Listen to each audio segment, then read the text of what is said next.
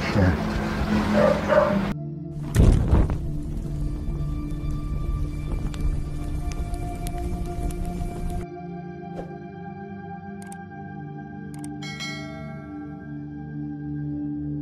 Magandang araw mga ka-horror at welcome back nga palang muli sa aking channel. Nandito na naman nga pala tayo sa bagong episode ng Kwentong Agimat. Bali sa video nga pala na ito mga ka-horror ay ang pag-uusapan natin ay yung anting-anting na habak o mas kilala sa sinturon na habak.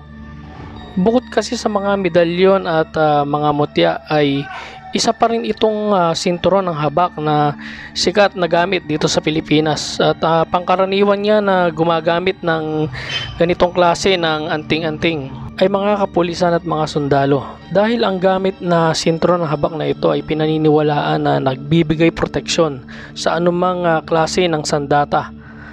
At maging ang sikat na antingero na si Commander Bantugan ay gumagamit din ng sinturon na habak. At ito ay ating nasaksihan niya noong minsan siya ay dumayo sa Mindoro para magkaroon ng palimusan ng mga anting-anting at agimat. Dahil doon nga mismo sa video na in-upload ni Commander Bantugan sa kanyang YouTube channel ay aktual niyang hinubad yung sinturon na habak sa katawan niya. Meron pang isang video na in-upload itong si Commander Bantugan sa kanyang YouTube channel na kung saan ang kanyang sinturon na habak ay ipinamana niya sa kanyang isang kaibigan na balikbayan. Ang matindi rito mga ka-horror ay bago nga niya pinamana yung sinturon na habak doon sa kanyang kaibigan ay tinesting niya muna ito. Kumbaga aktual niyang tinesting at nakita nung kanyang pinamanahan kung paano gumagana yung sinturon na habak. Pero bago tayo dumako mga ka-horror doon sa kwento ay gusto ko lamang kayong bigyan ng kaunting informasyon at background patungkol sa sinturon na habak. Ang sinturon na habak ay isang uri ng anting-anting na kilala sa kultura dito sa Pilipinas. Sa alamat ng Pilipino, ang sinturon na habak ay madalas na itinuturing na isang mystical item na pinaniniwala ang nagpoprotekta sa tagapagsuot nito at maaaring may kapangyarihan na mga nag-uugnay sa kayamanan, kasaganaan o kahit na sa kaligtasan. Ang ganitong mga bagay ay karaniwang inuugnay sa mga anting-anting o agimat na sinasabing nagdadala ng swerte o nagpoprotekta sa mga taong nagsusuot nito sa tiyak na kapahamakan. Ang konsepto ng sinturon na habak ay nagmula sa kombinasyon ng shamanistic practices, Catholic influence at pre-colonial Filipino beliefs. Naniniwala ang mga tao na ang sinturon ng habak ay may kapangyarihan na suportahan ang nagsusuot nito na nakikipaglaban o nakikipagdigma bilang proteksyon. Isa rin ito sa sinasandalan ng mga taong naghahanap para sa mga nakatagong kayamanan para mapanatili silang ligtas mula sa pinsala at kasawian. Gayon din ang mga naniniwala na ito ay isa ring money magnet o pampaswerte. Paano nga ba gumagana ang sinturon na habak? Number 1. Proteksyon. Pinaniniwalaan na ang pagsusuot ng anting-anting na ito ay nagpoprotekta sa tao mula sa mapaminsalang enerhiya o masasamang espiritu na maaaring magtangkang iligaw siya o magdulot ng kasawian. Kalimitang isinusuot din ito ng mga taong sumasabak sa pakikipagdigma bilang proteksyon sa anumang mapaminsalang sandata. Number 2. Kayamanan at kasaganaan. Sinasabi sa ilang mga kwento na kapag ang isang tao ay nagsuot ng sinturon na habak, mas malamang na makahanap sila ng mga nakatagong kayamanan tulad ng ginto at mahalagang artifacts na ibinao ng mga nakaraang henerasyon. Inaakala na ginagabayan ng anting-anting ang nagsusuot nito at tinutulungan pa nga sila para maunawaan kung saan dapat maghuhay ng kayamanan. Number 3. Suporta sa mga pagsubok. Ang sinturon ng habak, gaya ng ibang anting-anting, ay madalas na nakikita bilang isang simbolo ng suporta na tumutulong sa isang tao na makayanan ang mga hamon, maging sa anyo ng mga pisikal na pagsubok, pakikibaka sa pananalapi o espiritual na labanan. Paano nga ba makakuha ng sinturon na habak? Ang ilang mga tao sa mga rural na lugar o sa mga treasure hunters ay maaaring mag-claim na meron sila o alam nila kung saan mahahanap ang gayong anting-anting.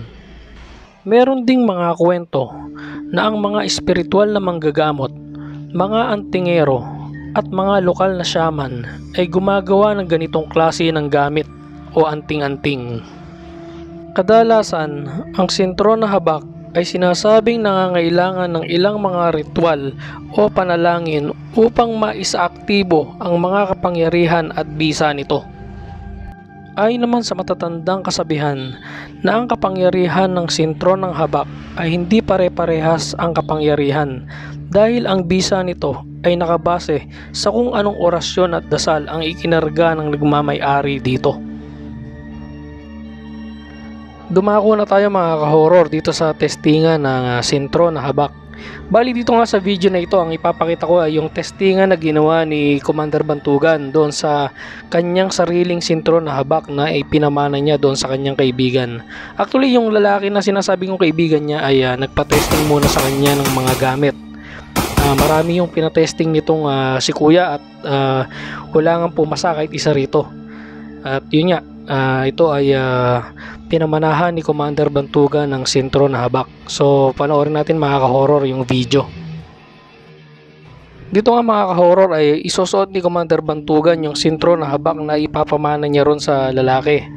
At huhubarin niya rin yung lahat ng gamit na meron siya sa katawan. Kumbaga ang tangi lang na suot-suot niya rito ay yung sentro na habak, para talagang mapatunayan na ito yung magpapagana ng bisa at kapangyarihan doon sa gagawing testingan. So sisimulan na nila yung testingan Bali tatapatan ni Commander Bantugan ng kanyang kamay yung target na karton at tingnan nyo mga ka-horror kung ano mangyayari. Kumbaga hindi yan puputukan. Pero kapag tinanggal ni Commander Bantugan yung kamay niya ron sa target na karton ay pumuputok yung baril. So uulitin pa yan ng ilang beses. Ayan hindi talaga pumuputok mga ka-horror At ikinakasa yung baril. Tapos pagka umalis si Commander Bantugan o inalis niya yung kamay niya ron sa may karton ay pumuputok ito. So ganun pa rin sa pangatlong pagkakataon, pang-apat ay hindi pumuputok yung baril So napakahusay talaga nung gamit na sentro na habak na ipinamana ni Commander Bantugan. Yan, grabe mga ka-horror Napakaswerte ni kuya. Kakaiba yung gamit talaga. Sobrang lakas.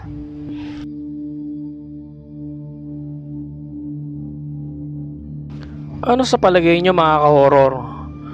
Tunay kaya ang kapangyarihan at bisa na ibinibigay ng sentro ng habak? Kayo na po ang bahalang humusga. Sasamantalahin ko na rin pala ang pagkakataon na ito mga ka-horror para pasalamatan at i-shoutout yung mga taong walang sawang nanonood, nagla-like, nag-share at nag-comment doon sa huling video na in-upload ko, yung gamit na takrot na nagmula sa Thailand. Maraming salamat sa inyong lahat mga ka-horror at mabuhay kayo. Hanggang dito na lang mga ka-horror at samahan nyo akong muli sa mga susunod ko pang mga video patungkol sa agimat. Maraming salamat po.